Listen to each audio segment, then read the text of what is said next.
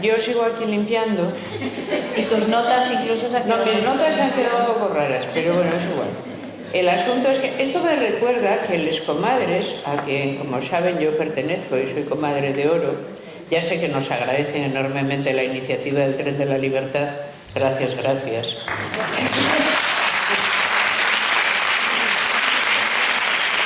Pues nosotras, en una fiesta anual que hacemos, damos un premio que es el Felpeyu. Y el Felpeyu es exactamente esto. Entonces, a quien creemos que se lo ha merecido, le condecoramos con... Generalmente es uno. Le condecoramos con un Felpeyu. Y el problema es, cada vez que queremos hacer comadre de oro, sufrimos para ver a quién se ha merecido el puesto. Pero Felpeyu siempre tenemos 10, 20, 30. Hay una cantidad de gente que se lo merece increíble, ¿no? Y este Felpeyu no limpia tan bien como debería. O sea, no sé si llevármelo para este año o devolverlo a la organización, ¿eh? Os diré que nuestros felpeyos secan más el agua. Claro, es que nuestro país es más húmedo. También, ¿verdad? Estamos más acostumbradas.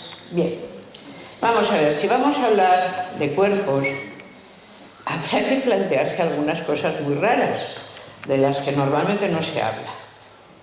Y son algo como lo siguiente, que somos cuerpos.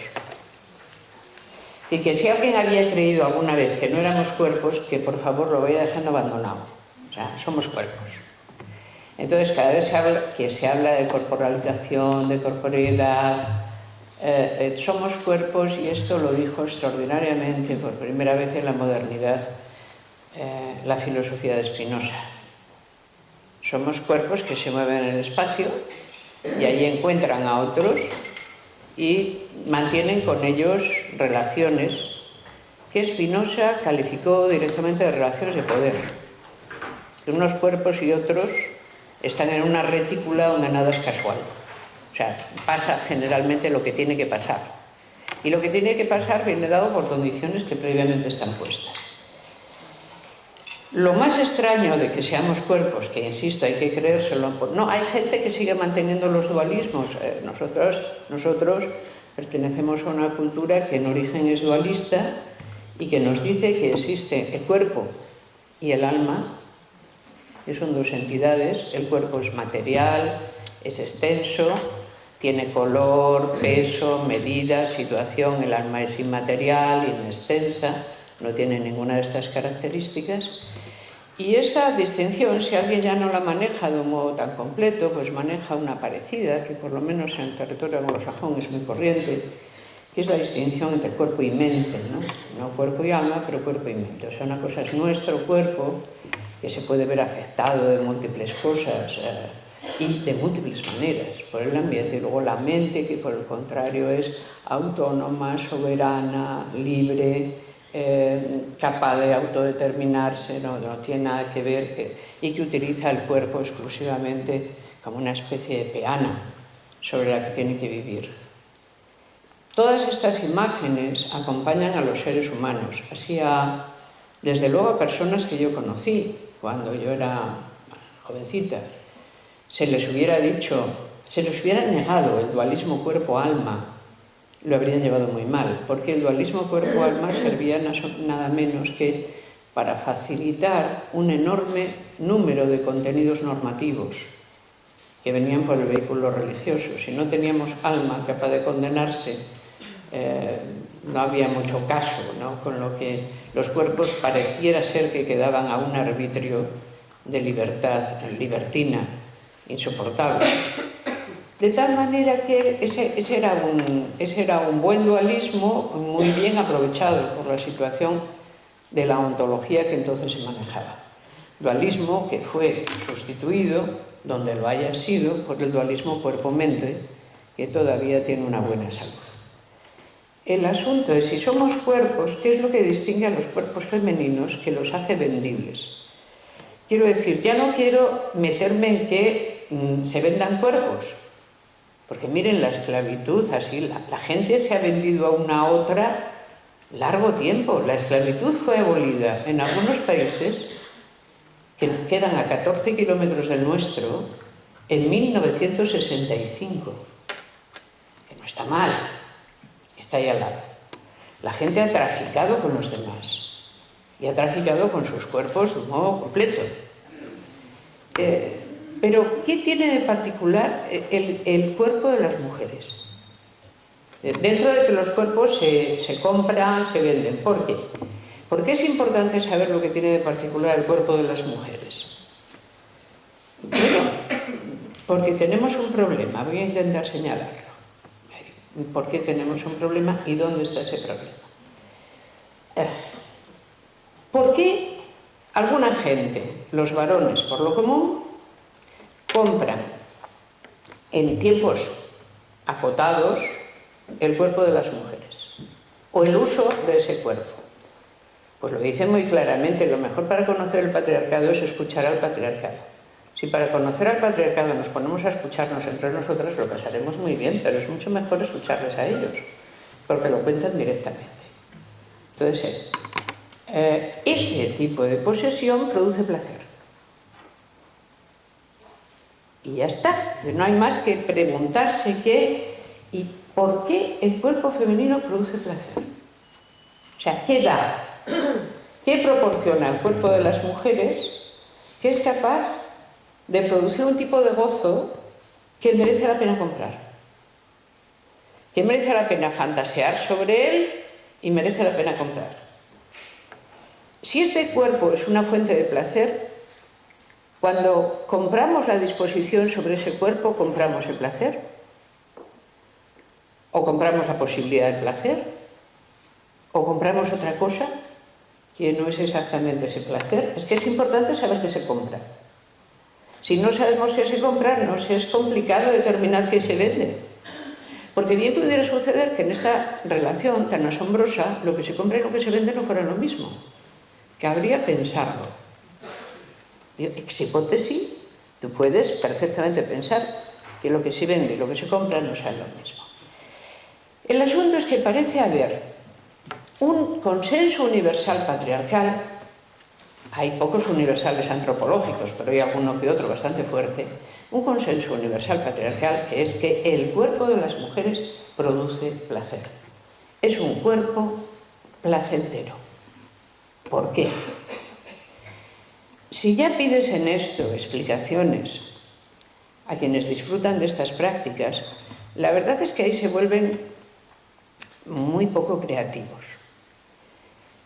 Incluso si lo miras con cierta distancia, procuras tomar textos antiguos y tal. Es decir, que aparte de la insistencia en las líneas curvas y cosas así, no encuentras mucho más. Es decir, la definición de dónde radica el placer, en qué se concreta, suele ser bastante esquiva. No es fácil de decir dónde está.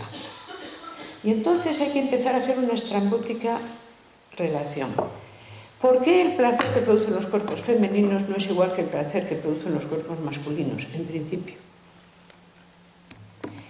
Y lo que sí aparece siempre es esto: los cuerpos femeninos no son temibles. No son temibles. Un cuerpo masculino que incluso pudiera comprarse, tiene que estar muy sojuzgado para que no resulte temible. Sojuzgado por sí mismo, sojuzgado por su condición viciosa, sojuzgado por un sojuzgamiento que viene de mucho más atrás y que asegura la preponderancia absoluta del que dispone él, por ejemplo. Porque un cuerpo masculino siempre es capaz de atacar, de vulnerar, de herir, de rebelión. Y un cuerpo femenino no lo es en el mismo modo, no lo es en el mismo quantum, no lo es de la misma forma. Entonces hay algo en ese producir placer que enseña por lo menos un extraño rasgo, y es un cuerpo que no produce miedo. A quien dispone de él no le pone en la situación de temor, a no ser en un temor fingido, esto es teatral. Sobre esto, si quieren, hablamos más después. Es decir, los temores fingidos del sexo masculino hacia el sexo femenino, que son muchos y suelen ser teatralizaciones. Muy, además, modernas, todas ellas. Es un cuerpo que produce placer porque no es temible. Después, la disposición misma en que el acto sexual se da, hay que entrar en detalles. Es una disposición arrastrada. Es importante esto. El cuerpo que se va a comprar está generalmente tendido. Y si está de pie, es porque se le ha ordenado que lo esté. Es un cuerpo a disposición. Es un cuerpo arrastrado. Es un cuerpo puesto. Es un cuerpo abyecto, tirado, abierto. Esto también parece ser que produce parte de ese placer. Si no es temible y está arrastrado, entonces es un cuerpo claramente dominado. Porque todos los mamíferos, no ya nosotros, cuando no quieren más pelea, se acurrucan, se pegan al suelo, ocupan el menor espacio que pueden. Frente a eso, la postura de la disposición sexual es esa misma en el mismo lugar, pero abierta. Hay algo más ahí que hay que mirar. Es decir, son cuerpos no temibles, cuerpos arrastrados, cuerpos dominados. De verdad o de mentira, porque cuando compras esa dominación, el problema es, ¿la obtienes o obtienes un fantasma de esa dominación? Porque no es una dominación de verdad, es una dominación un ratito, mientras dura el asunto. Si la prostitución dejara de estar, por ejemplo, otra pregunta que dejo abierta, luego si quieren la abrimos, si dejara de estar marcada como abyecta, que lo está, y quedara claro entonces que lo que se compra es una teatralización, ¿se obtendría lo mismo que se obtiene de la compra? La verdad es que no estoy segura. Tiene que haber un cuerpo no temible, un cuerpo arrastrado, un cuerpo dominado. Además, tiene que haber un cuerpo claramente feminizado, y eso suele significar un cuerpo trivializado. Como esto es un poco lamentablemente ofensivo, voy a pasar por ello lo más rápidamente que pueda. El asunto es, ustedes se han dado cuenta de que las mujeres tenemos un arte especial para trivializarnos a nosotras mismas. La moda, además, nos pone constantemente en ese camino. Se trata de no plantear casi nunca una postura del yo directa y que resulte ya no impactante ni temible, sino simplemente distinta y con la que medirse.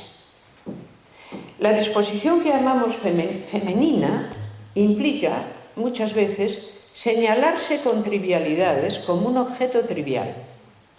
Mira que me subo, mira cómo brillo, mira este fleco, mira este pompón, mira esta borla. O sea, mírame convenientemente distraída. No te fijes en que soy un ser humano.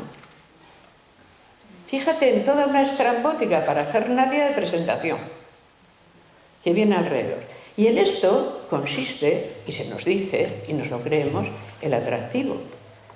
Porque ustedes ya saben, si alguna vez dudan de su atractivo, hagan todas estas cosas y pongan cara de ser suficientemente idiotas. Alguien las va a encontrar atractivas, seguro. Es así. El atractivo tiene algo que ver con la desyoización, con el poner el yo alrededor, con no ponerlo de frente, con no mostrarlo, con señalar las cosas y no el cuerpo que las porta. Entonces, ¿qué pasa si tenemos cuerpos no temibles, arrastrados, dominados, trivializados, en fin, feminizados. Pues si al final solo te quedan cuerpos que no son cuerpos. Justamente. Es decir, el cuerpo comprado no es un cuerpo propiamente, porque no es como el tuyo. De ninguna manera es como el cuerpo del comprador. Tiene otras marcas, tiene otras características, se mueve de otra manera, está en un espacio simbólico diferente. El cuerpo que compras no es como tu cuerpo, de ninguna manera posible, ni lo puede ser. Y entonces inicias una relación en que probablemente el aspecto fantasmático es muy fuerte. Pero esta es la relación normal que el patriarcado obliga a tener a los varones con las mujeres coamujeres. Esto es, no con las mujeres coamadres, coaesposas, coahijas, sino coamujeres. ¿Qué son las mujeres? Esto, esta colección de estratos, de designificación humana, uno detrás de otro, hasta que quede suficientemente solidificada.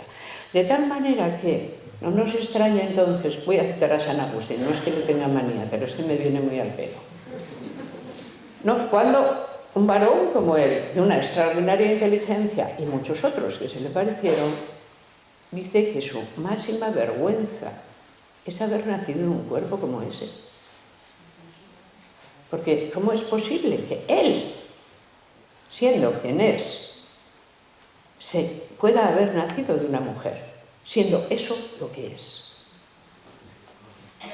¿Qué pasa con esto? Pues es lo que nos dicen los padres de la Iglesia, tanto latinos como griegos, cuando dicen que nos avergoncemos, porque nacimos inter facies et urina.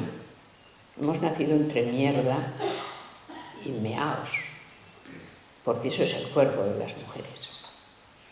Es decir, es la imagen fantasmática y luego la imagen absolutamente abyecta, perfectamente conectadas una con otra. De ahí que a las personas a las que se prostituyen normalmente se les exijan abyecciones. Sí, no hay nadie que vaya de putas que pida cosas normales. Consulten a cualquiera que se dedique a esto. No, se les piden cosas que quien las pide considera abyectas. La justificación antes era, yo no puedo pedir esto en mi casa, porque ¿cómo le voy a pedir esto a mi esposa? Esto es abyecto.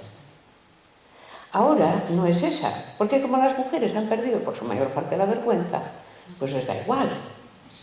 Entonces, ¿pero qué? Dice, pero la nostalgia de lo abierto sigue pesando en la relación y es lo que se quiere tener, exactamente. Entonces, ¿cómo se levanta el estigma cuando lo que quieres comprar es estigma? Es imposible. Lo que fantasmáticamente estás comprando es aquello que el feminismo rechaza desde que nació. ¿Cómo va a ser entonces posible que convivamos con eso? No se nos puede ni mentar. No es fácil. Y sin embargo, estamos conviviendo con ello. ¿Qué pasa? Insisto y cierro porque esto es tan feo. Cuando del mismo cuerpo decimos es fuente de placer, no es temible, está arrastrado, es dominado, es trivial, es femenino, es solo cuerpo. En realidad, ¿yo he nacido quizá de un cuerpo parecido a este? Sí y no. No son cuerpos para darlos a los perros. ¿A ustedes no les extraña que, por ejemplo, en la Biblia, cuando se quiere decir que de una mujer le pasó lo último, Jezabel y tal, los perros la devoran una vez que es asesinada, y que uno de los castigos más temibles que los malditos traficantes a veces infligen a las mujeres que se les revelan sea ser atacadas por perros hasta ser muertas? No crean nunca que este tema es fácil. Este tema es terrible.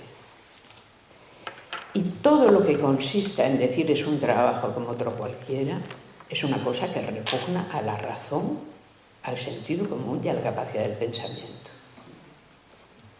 Porque es así, sencillamente. Como no me quiero poner así, quiero terminar con, vamos a ver, los vientres de alquiler, ¿qué son? ¿No son de nuevo cuerpos? Si ya ni siquiera es alguien, es un vientre que se alquila. Puede haber mujeres tan generosas que decidan tener un hijo que dan a otros y hacerlo por lo que creen que es bondad. Puede haber las que digan que tienen que dar servicios sexuales a discapacitados porque, pobrecillos, las maneras estrambóticas de entender la caridad pueden llegar a muchos sitios. Pero, bueno, ¿cómo eran aquellas viejas historias de las santos y santas que cortaban un brazo para dárselo a alguien? Estamos en un mundo extraño. Estamos en un mundo donde las mujeres ya no pertenecen a la cultura, a la honra en Occidente, y solo en Occidente. Donde la cultura de la honra ya no hace que una chica que haya perdido su honra tenga que buscar remedio tirándose a un pozo, donde eso no es lo más importante, pero la otra cultura de la abyección acaso ha desaparecido. Cuando la educación sexual de los varones normalmente es la pornografía, no tienen otra. Allí es donde aprenden. Y si no, allí en la prostitución. Tenemos un grave problema, porque ni cuando venden lo que ellos compran, ni cuando ellos compran lo que ellas venden, pero en todo caso, ese tráfico nunca afecta solo a quien lo hace, el individuo y la otra persona. Afecta a la definición completa del sexo femenino, porque está implícita toda ella en ello. Y yo solo les quería recordar esto. Muchas gracias.